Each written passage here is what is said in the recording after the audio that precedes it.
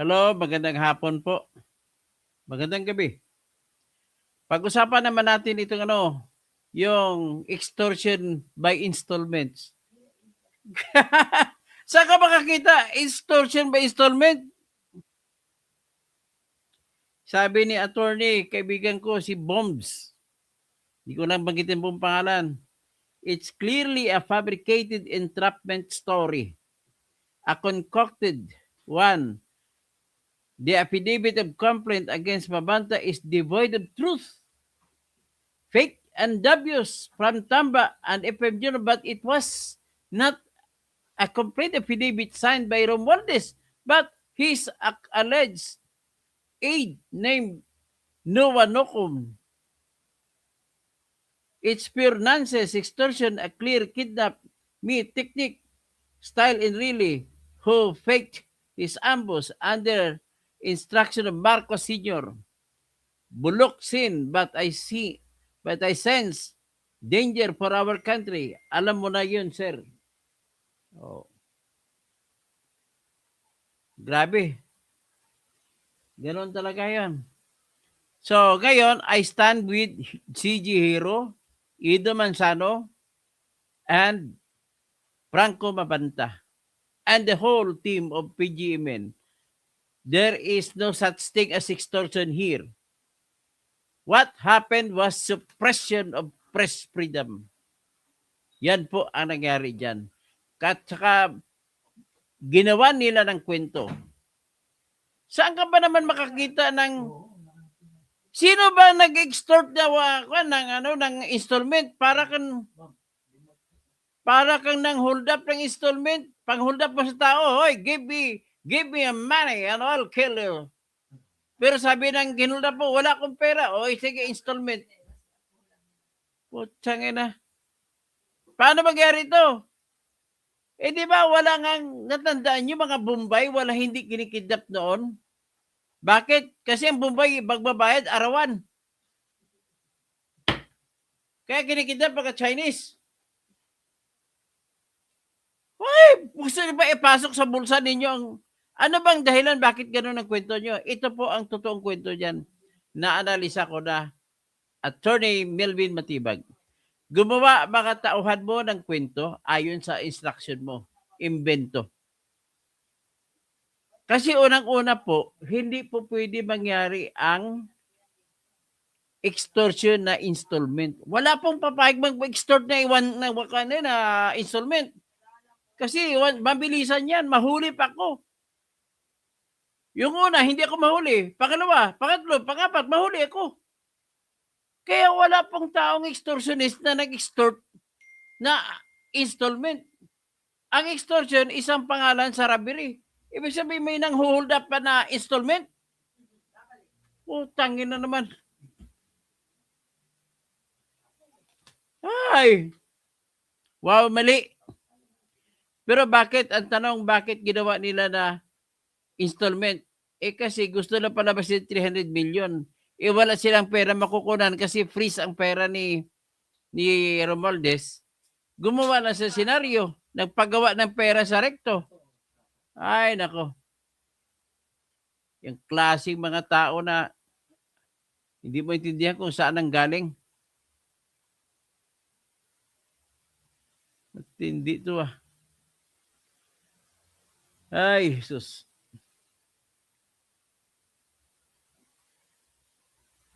Kaya bago ako magpatuloy, patugtugan muna kayo ng hawak ko ang beat.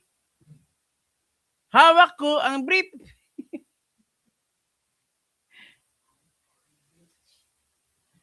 Ay, nako. Wala na kayong magagawa.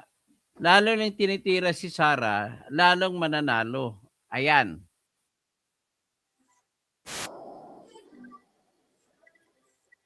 Dali lang ha. Ulit-ulit natin, hindi ko pa na-pasa. Hindi ko pa na-shoot.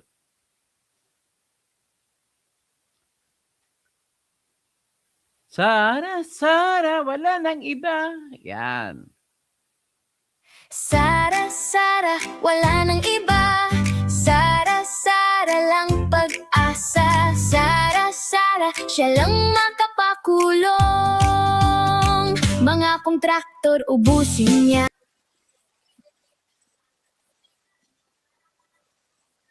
Ulit. Wala naman ako.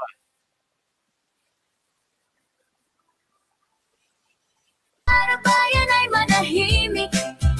Durugin ang sindikato sa korte, sa DPUA, sa DS Void, sa PhilHealth.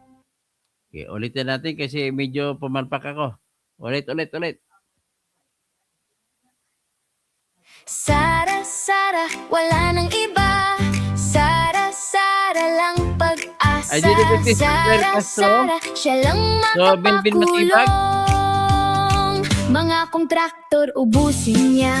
Si BBM Sandro ikulong niya. Si Tamba Zaldi ikulong niya. Tapang at malasakit ibalik. Para bayan ay manahimik. Durugin ang sindikato sa korte, sa DPUA, sa DS Void, sa PhilHealth. Yan, regalo ko sa mga sinungaling kagaya ni Melvin Matibag, kagaya ni Claire Castro, at si BBA na tumangkad. Tingin 5'7", 5'9", 5'7", tapos bumata. Maliban na, ospital pa nga. Kaya yan si Juliet, yan ang ano mo. Mga idol mo, mga sinungaling. Pati boses bumago. Puti. Hayop naman talaga. Ngayon, ito, patugtugin muna natin yung pangtira natin.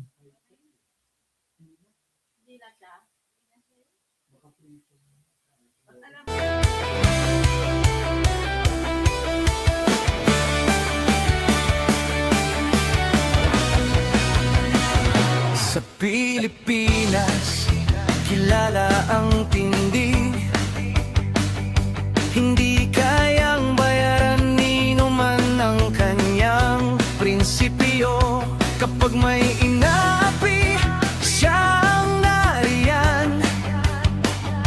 Kapag may bayaran, siya ang hadlang.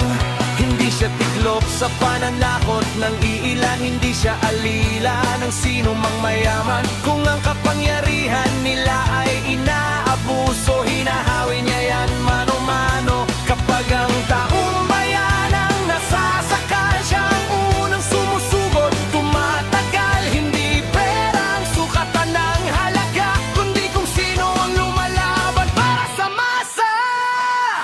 Totoo kasing tirador, totoo kasing tirador. Kakapi ng naaapi, kalaban ng sakim na mandarambong. Totoo kasing tirador, totoo kasing tirador. Hindi kayang bilhin ang puso niyang matibay.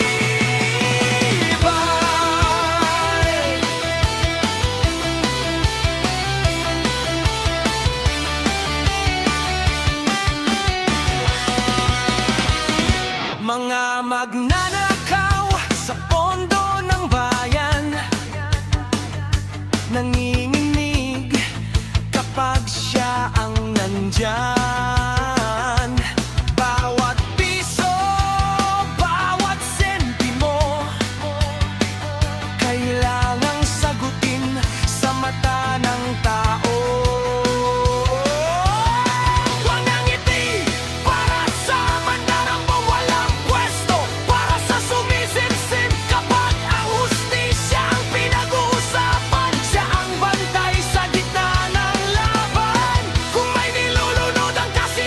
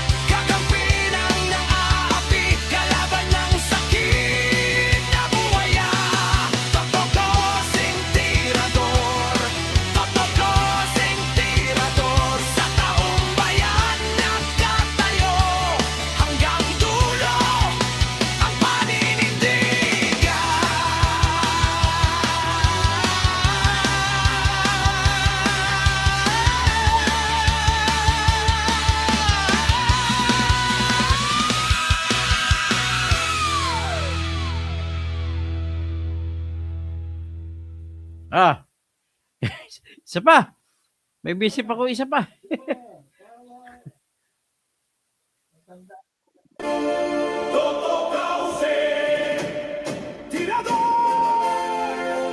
Kaibigan ng lahat, tagapagtanggol ng mga naaapi, kakampi ng mamamayan, laban sa mga tiwaling tao sa lipunan. Todo mirador, walang sinisino, mabuting kaibigan, mahirap na kaaway, walang takot, isigaw ang katotohanan. Buhay niya ay tataya para sa inang bayan. Toto Kausing, Toto Kausing, tirador, kaibigan ng lahat, tagapagtanggol ng mga naaapi, kakampi ng mamamayan, laban sa mga tiwaling tao sa lipunan. Todo mirador, walang sinisino, mabuting kaibigan, mahirap na kaaway, walang takot, isigaw ang katotohanan. Buhay niya ay tataya para sa inang bayan. Toto Kausing. Okay. Pag-usapan natin. Alam mo, natatawa ako sa inyo. Sabi nyo, fake news yan, mabanta. Hindi po ako niniwala dyan. Ako po ay veterano na news writer, news editor sa People's Journal Tonight. At may pruwiba po sila na ginagawa nila ang trabaho nila. Ang pag-akusa na nangingikil, standard defense yan ng mga politiko na mga tiwali. Akalain mo ito, usisain natin isa-isa kung bakit hindi ako naniniwala sa kwento ni Matibag. Una, gumawa ng affidavit. Sino ang complainant? Dapat si Romualdez. Sino pumirma? Sino wanukon? Ay, di maupay. Waray ayo. Waray upay pa, waray ayo na. Pangalawa, yung affidavit, hindi man lang binanggit kung anong oras na tumawag. Walang screenshot. Aligasyon na may tumawag daw. Kasi si Jihiro daw tumawag. Bakit siya tatawag? Ang dami na kinita nila, tatawag pa sila. Kailangan pa ba nila yun? Kung sino nag-akusa, siya ang may obligasyon magpapatunay. Pangalawa, yung affidavit mo walang laman. Affidavit mo nuwa nukon. Walang laman. Dapat ang complainant dyan si Romualdez. Bakit hindi si Romualdez pumirma ng reklamo kung totoo yun? Pangapat, alam na alam nila ni CG Hero, ni Ido Manzano, ni Franco Mabanta, at si Atty. Rowena Guanzon, alam nila na walang pera si Romualdez kasi na-freeze, na-frozen ng Court of Appeals. Kaya bakit ka mang extort sa taong walang pera? Kabubog, binububo niya Pilipino eh.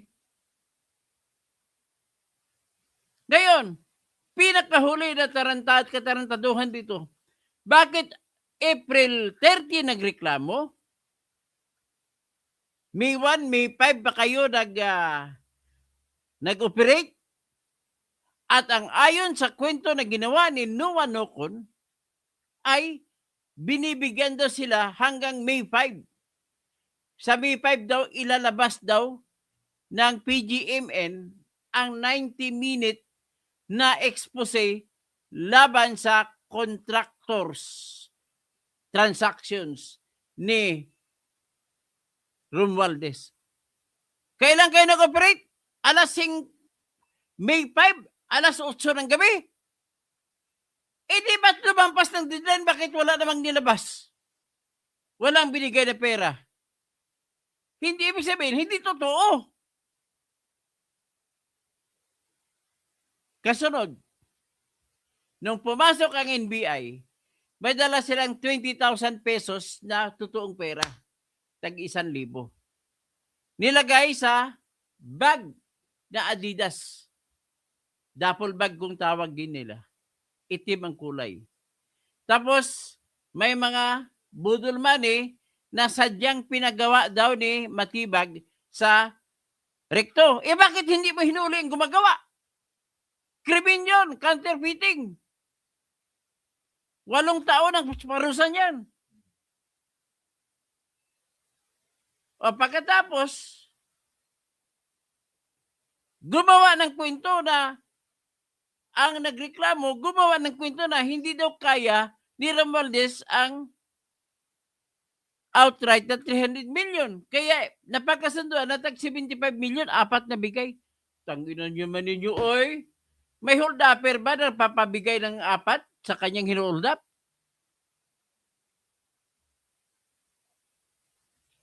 Ginagawa niyong gago mga Pilipino eh.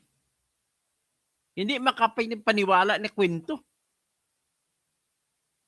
Pagkatapos, bitbit na nilang maleta, bitbit pati yung maliit na bag, pumunta sila sa lugar ni sa Balye, anong pangalan ng lugar nun? Sa Makati. Hindi, umuna muna sila sa Valle Verde. Sa Basig. Tapos walang tao daw, pinuntan daw sa ang bahay niya sa Makati, sa letter V ang street, pangalan ng street eh. Ano ba yung street din sa Makati? So anyway, pumunta kayo doon sa parkingan, binaba ninyo mga maleta, kasama ang bag. Tapos, tawag kayo ng tawag, nire-record nyo ang tawag kay Mabanta. Tumawag ng ahente ng NBI na nagpanggap ko noon na tauhan ni Romualdez. Tapos, nirecord nyo, patay kayo ngayon. Yung pag-record, wiretapping violation yan. Ang kulong niyan ay 6 na taon.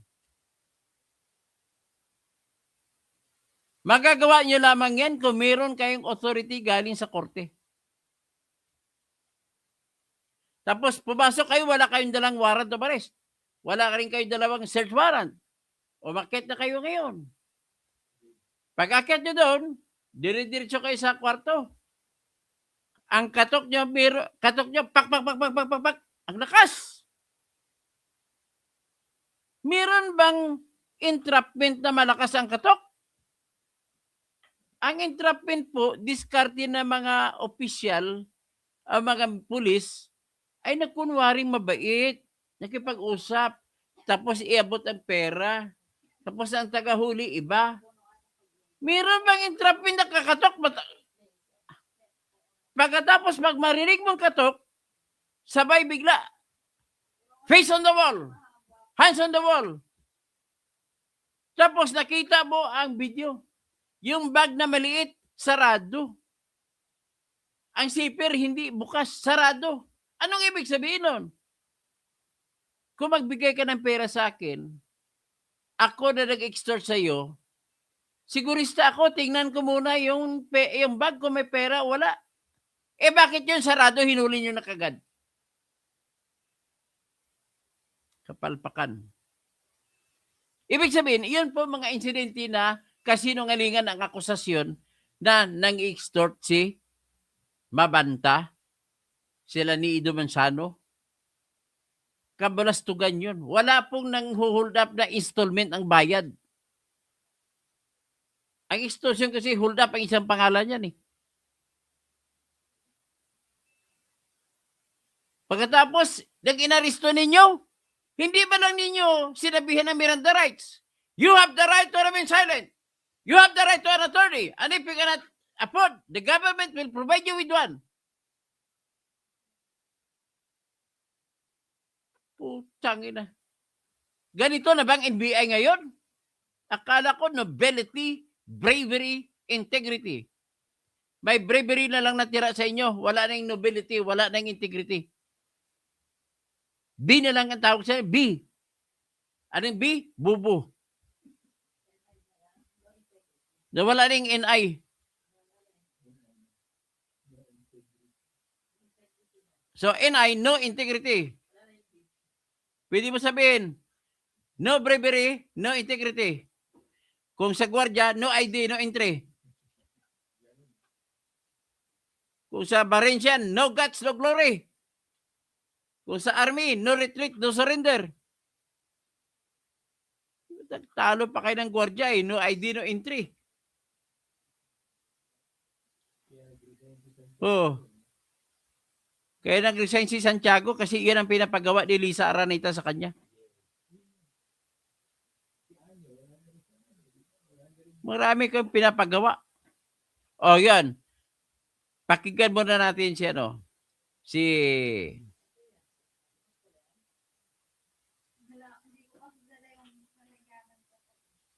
Pakinggan natin unang pakinggan natin. Ito pang isang sinungaling bago ko magkwento dyan.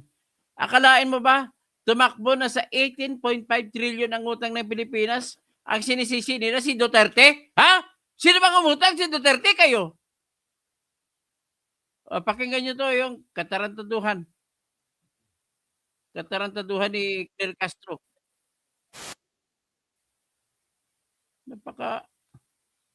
Napakasinungaling. Puro na kayo kasinungalingan ang ginagawa ninyo. Kayo umutang, si Duterte sisihin nyo. Lumaki ang utang dahil naman na po ni Pangulong Marcos Jr. ang napakalaking utang na nakuha ni dating Pangulong Duterte. Ha? At ito'y napabayaan di umano dahil sa mga... Di umano. Ganito lang po kasimple yan. Ang utang na iniwan ni Duterte nung pumalit si Marcos ay 12.79 trillion. So kung 12.79 trillion, kung 0.79 din yung 18, edi 6 trillion ang inutang ni BBM. Almost 6 trillion. Wala pang COVID dyan ha. Wala pang Parmali dyan. Okay, Duterte, walang trabaho tao. Hinahatid pa sa kada bahay ang pagkain. Lahat, mga 60 million na Pilipino na injeksyonan na 3 beses sa COVID. 1,000 ang 3 injection. Ibig sabihin 60 billion na yan kung 60 million. Grabe. Bakit lumaki ang utang?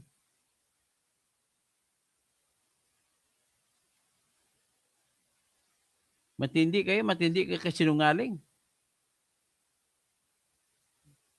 Ito pa. Pinapasakalye ko lang yan ng mga kwento kasi para mapakita ko sa inyo na walang kwenta yung inyong pamahalaan ngayon. Pamahalaan ito ng mga kawatan. Ganun lang po ang aking masasabi. Tapos, ito si CG Hero. Beauty queen ito. Meron bang beauty queen na nagnanakaw, na nag-extort? Pwede pa si Beast, the Beauty and the Beast, si Beast mag-extort, pero si Beauty hindi. Nakakaloko tingnan. Grabe kayo.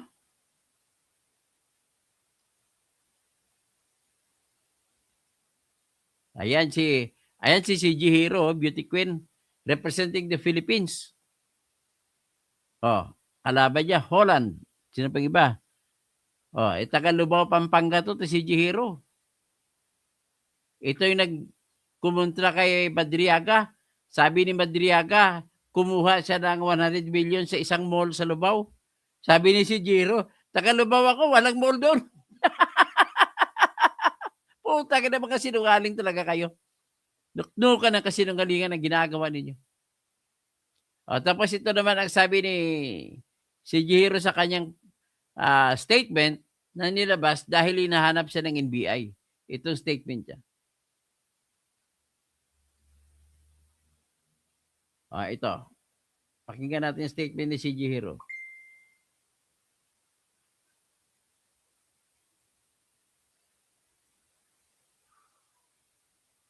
na si Franco Mabanta at 4 na si Hero sa complaint affidavit ng longtime aide ni Romualdez sa Sinoa Nocon kaya ipatatawag din siya ng NBI. Sa isang mensaheng ipinadala ni Hero sa DZRH News, sinabi nito na kailanman ay hindi siya nakipag-ugnayan sa kampo ni Romualdez at hindi nito ginamit ang kanya umanong dokumentaryo para mangikil. Paliwanag nito, ilang buwan ang kanyang ginugol para mabuo ang kanya umanong expose tungkol kay Romualdez kung saan mayroon pa umanong tumulong sa kanya ng mga congressman at mga pribadong individual. Dagdag pa nito, may tumawag pa umano sa kanya nitong April 30 at May 1 para hilingin sa kanya na maging friendly umano kay Romualdez, bagay na kanyang tinanggihan. Matatanda ang sinabi ng NBI na kinikila ni Mabanta si Romualdez kapalit ng hindi nila paglalabas ng video na magdidiin sa dating House Speaker sa serye ng korupsyon sa Kamara. Batay naman sa statement na inilabas ng PGMN, iginiit nilang walang nangyaring extortion at si Romualdez umano ang nasa likod ng pagpapaaresto sa kanila na tinawag nilang set up. Sabi ng PGMN, ginawa ito ni Romualdez upang patahimikin sila at para hindi mailabas ang umano'y 90-minute expose kay Romualdez. Sa ngayon, sinabi ng abogado ng kampo ni Mabanta at Hero na si Attorney Bernice Piñolo Rodriguez na wala pang natatanggap na sabina si Hero. Kasado rin ngayong araw na magpiyansa sina Mabanta pero tumanggi na magbigay ng impormasyon ng kanilang kampo kung magkano ang itinakda para sa kanilang kasong robbery extortion. Para sa MBC TV Network News, ito si Kyle Bulias ng DZRH. At tinanggini ko na ni si Hero. Kandidato to Miss Philippines. So, pagkatapos, ipakita ko sa inyo yung statement ng PGMN. Ito po yung statement nila na official statement. Nangako po sila, pag makalugar sila, ay ilabas na nila sa lahat ng platform ang kanilang 90-minute na documentary laban kay Romualdez. Ito pong sinabi nila. PGMN Franco Mabanta breaks silence. Claims that it was a setup. They have been filming a 90-minute video that would be devastating for Martin Romualdez. No extortion, victim card, doubting father card. Why not release the video? So, we are innocent, sabi ni Franco Mabanta. This was a setup. Over the last 5 months, PGMN completed immense, comprehensive, painful research on the breathtaking national corruption of Martin Romualdez while he was Speaker of the House. What we have is devastating. The episode was filmed several weeks ago. It has been fully edited. It is a 90-minute long packed with hard evidence and ready for release. That is why this is happening. There was no extortion. There were 0 threats from us. That's all bullshit. The evidence provided showed one side. Asan na ba ako? One side of the story. We committed no crime. We can prove it. Tapos Romualdez did this to silence us. Why? Because the timing of the release of our expose would leave him in a desperate situation, particularly with his vast current troubles, with the ombudsman hanging over his head. As President Marcos signals that he's clearly listening to what the whole country wants and is at least willing to hold accountable the man widely believed to have sabotaged the first 3 years of his administration. Days before our arrest, we had been privately warned multiple times by powerful close friends who were aware of the situation that there is legitimate concern for our physical safety in that any or all of us could be hurt or killed by hitmen. In light of this, even before the arrest, I give specific explicit instructions that if anything, literally anything, that be it fatal or injurious, happens to any of us in any capacity, our legal teams and trusted allies are to fully publish the 90-minute expose on every major social media platform for everyone in the Philippines to see. Ayan. We at PGMN have always taken profound and sincere pride in going after the bad guys. Yesterday, we made the difficult choice to go after the worst of them all. And we are where we are. If this is the price to pay to do what's right, then so be it. I want my 5-year-old and 2-year-old sons to look back at these decisions when they're older and see the kind of man their dad was. Dear Martin, you know what you did to the country. We know that you did to the country. Soon, hopefully, everyone will too. Signed, Franco Mabanta. Ganun po sinabi niya. So narinig nyo? Yan po sinabi niya. So ngayon, take advantage ko tong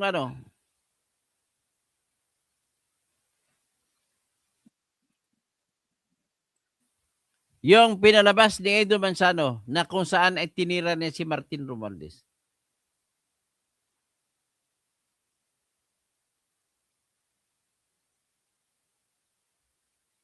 Grabe kayo, ha? This is suppression of press freedom ang ginagawa ninyo. May simple akong tanong. May respeto pa ba tayo sa sarili natin bilang mamamayan? In Transparency International's 2012 Corruption Perception Index, the Philippines placed 105th out of 176 countries this year. Mula 101 noong 2016 hanggang 111 nitong 2017. Pang 120 ang Pilipinas kumpara sa kabuang bilang na 182 na mga bansa na kasama sa pag-aaral na ito. Corruption is not complicated. Kapag may ghost project, may kulang na classroom. Kapag may overpriced contract, may kulang na gamot. Tanong lang, dapat ba talagang normal ito? Kasi kung titignan natin ng maayos. Sa halip na plataforma ang talakayan, pera ang bumida sa taong bayan. Chicharon ba kayo? Dahil ang ingay nyo pag kinakain kayo.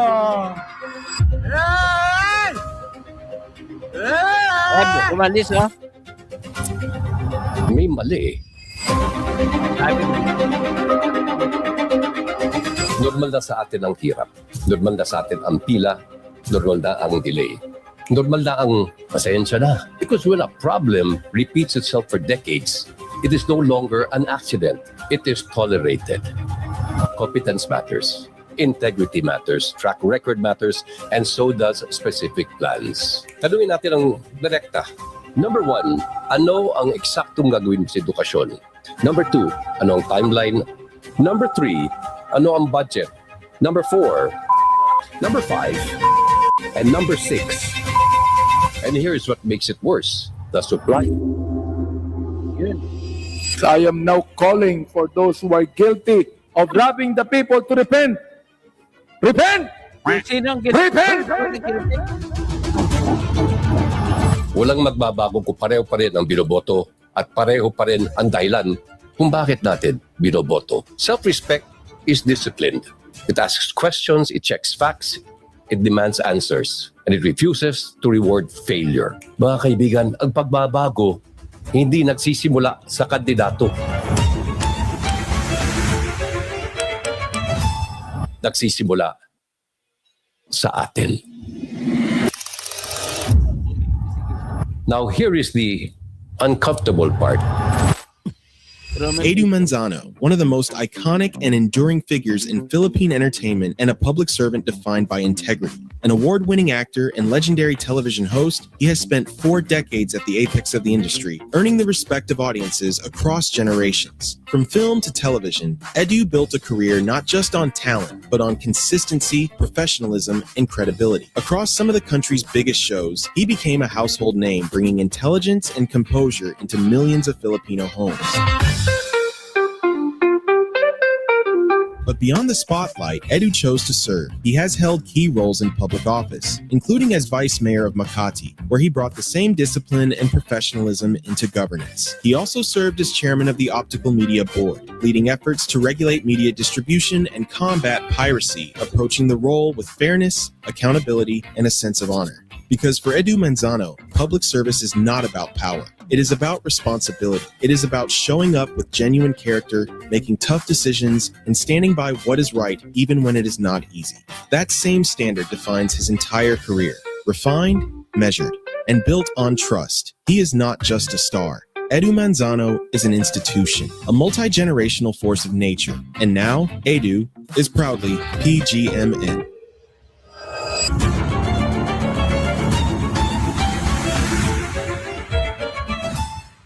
Yan si Edu Manzano. PGMA na siya. So ngayon, titingnan natin. Hindi nila titingnan na nakatulog lang. Sigurado ko gaganti mga ito.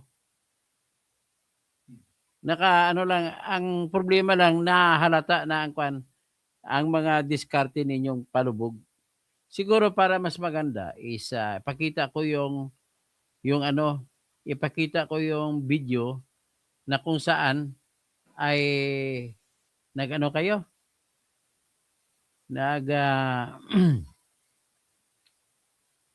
Naglabag ng karapatan na pantao. Hindi ko makita ang video na yun. Hindi bale, nawala na yun. Hindi ko na lang papakita. Ipakita ko na lang ang mga litrato na kung saan nagsasama si Bongbong at saka si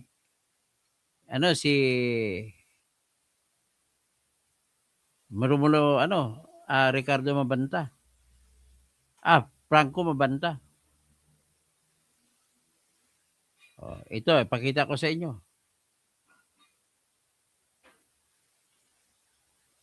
Ayan, sino yan? Di ba? Sa kaliwa, pinapalabas ni Claire Castro na si katabi ni Franco Mabanta ay si Sara Duterte. At saka si Karen Jimeno at ang isa At saka sa kabila si Duterte katabi ni Franco Manalo. Pero sa kanan, nagitian pa si Marcos tsaka si Lisa. Sa bahay mismo ni Marcos sa Forbes Park. Meron pang isa.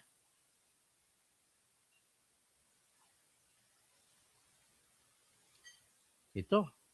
Nagyakapan pa. Niyakap pa ni Marcos si Franco Mabanta. Ito po. Ang sarap ng yakap, ang higpit ng yakap. Siguro may crush si Bongbong kay Franco Mabanta. Tingnan nyo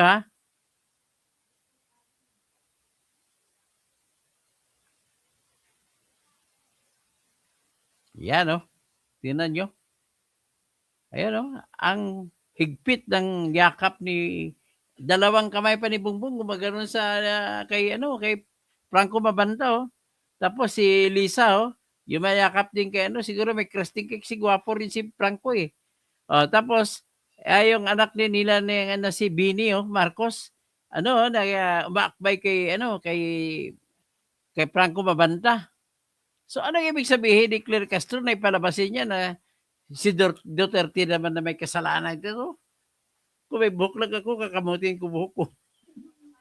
Problema, wala na akong buhok Ganon po ang mga tarantado dito. Ano pa bang ibang ilalabas natin dito? So, inaasahan na lang natin na makabalik. Ito lang for siguro, ipakita natin ang litrato ni CG Hero. Kawawa naman si CG Hero. Mangyari sa kanya isang magandang extortionist. Biro mang maganda na extortionist. Ayan dating beauty queen yan. Dating beauty queen yan. Ang buong pangalan niya is Camille Jensen CG Hero. 38 years old. Yan siya. Si CG Hero, 38, ay isang media personality, news anchor, political analyst at dating beauty queen. Pinanganak noong February 1988 sa Lubao, Pampanga. Nagtapos bilang cum laude sa University of the Philippines, Diliman. At naging ghostwriter para sa mga politiko at kolumnista. Malawak ang kanyang karanasan sa media. Naging host ng Mata ng Agila International sa Net25. Courtside reporter ng ABS-CBN Sports para sa Maharlika Pilipinas Basketball League.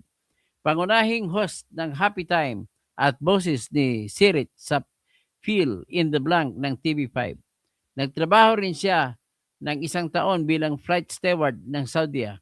Sa larangan ng pageantry, kinurunahan siyang Miss Global Philippines 2016 at naging first runner-up sa Miss Global 2016 na ginanap sa Manila. Sa kasalukuyan, isa siyang news anchor ng Peanut Gallery Media Network kung saan nagbibigay siya ng matalas na diretsahang pagsusuri tungkol sa politika sa Pilipinas, mga personalidad at mahalagang isyu ng bansa. Ayan. So nakilala na ninyo. Yan po ang tinatawag nila na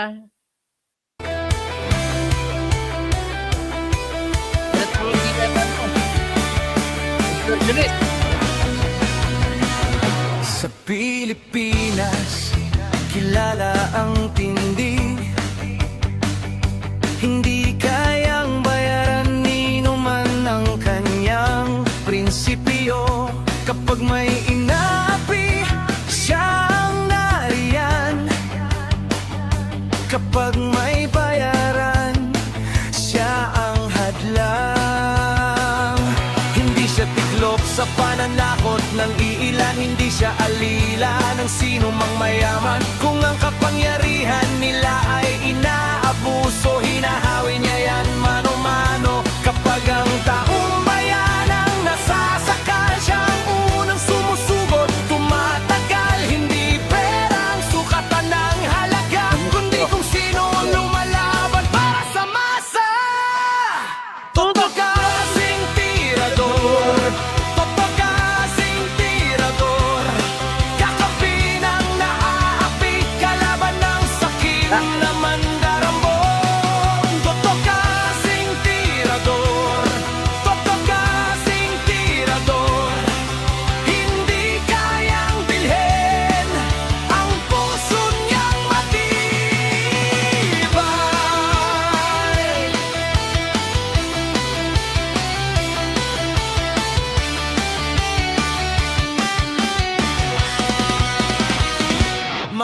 Okay. So, maraming salamat, no? Yan naman, paki-like na lang. Pakipasa para marami makakalam ng totoong kwento dito sa tinatawag na extortion laban kay Martin Romualdez. Isa lang masabi ko, wala pong extortion na ang pagbibigay ng pera ay installment. Ang extortion po ay isang pang-hold up. So, nakakita na ba kayo ng pang-hold up, installment? Sabi ng hold upper, balikan na lang bukas. Kaya nga, yung mga hold up, mga kidnapper nung araw, hindi nangingidnap ng Bombay. Kasi ang Bombay, pag kinapin mo, araw-araw ang bayad. Okay? So, magandang gabi po sa inyong lahat.